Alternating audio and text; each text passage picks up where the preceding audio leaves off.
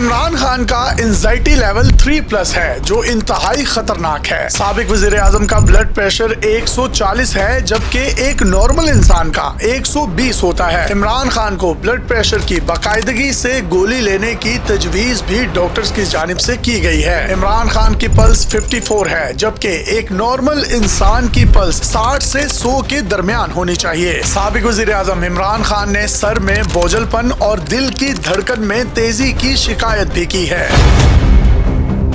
یہ 2 صفحات پر مبنی میڈیکل رپورٹ سپریم کورٹ میں پیر کے روز جمع کروائی گئی، جس پر عدالت نے کہا کہ عمران خان صاحب کا میڈیکل ریکارڈ کہاں ہے، اس کو دکھانے میں کیا مسئلہ ہے۔ جسٹس نعیم اختر افغان نے استفسار کیا کہ حکومت کہتی ہے ہم نے عمران خان کی اینجیوگرافی کروانی ہے، تو کیا کسی قیدی یا مریض کی اینجیوگرافی جیل کے ہاسپٹل میں ہو سکتی ہے؟ جس پر ایڈوکیٹ جنرل اسلام آباد نے کہا کہ جیل میں نہیں ہو سکتی، ہاں البتہ باہر کے ہاسپٹل میں ہو سکتی ہے۔ جسٹس شاہد وحید نے ریمارکس دیے کہ عمران خان کی نہ تو نبض نارمل ہے، نہ بلڈ پریشر نارمل ہے اور نہ ہی دل کی دھڑکن، اور میڈیکل رپورٹ کے مطابق خان صاحب کے وائٹل آرگن متاثر ہونے لگ گئے ہیں۔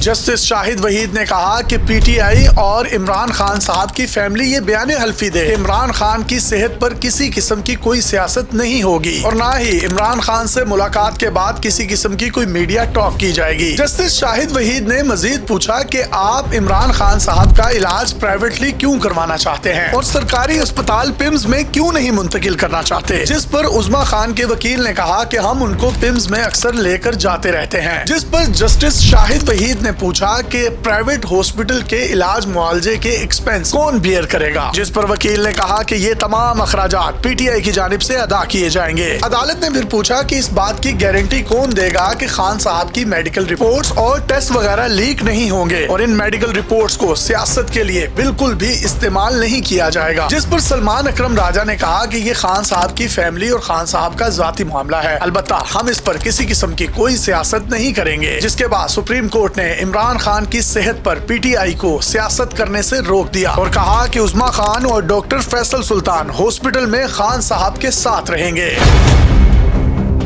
خان صاحب کا انزائٹی لیول کم کرنے کے لیے میڈیکل بورڈ نے ان کو میگزینز اور اخبارات دینے کی بھی تجویز دی ہے اور اسی کے ساتھ ساتھ ہفتے میں ایک دفعہ خان صاحب کی ان کی فیملی کے ساتھ ملاقات کو یقینی بنانے کی بھی تجویز دی گئی ہے۔ سپریم کورٹ نے گرمیوں کی چھٹیوں کے بعد 16 سپتمبر تک اس کیس کی سماعت کو ملتوی کرتے ہوئے کہا کہ خان صاحب اب 16 سپتمبر تک شفا انٹرنیشنل ہاسپٹل میں رہیں گے۔ میڈیکل بورڈ بھی بنے گا جس میں عمران خان کی بہن عظما خان اور شوکت خانم کے سربراہ اور عمران خان کے ذاتی معالج فیصل سلطان بھی حصہ ہوں گے۔ اپنے میزبان یاسر شامی کو اجازت دیجیے اور دیکھتے رہیے ڈیلی پاکستان۔ اللہ حافظ۔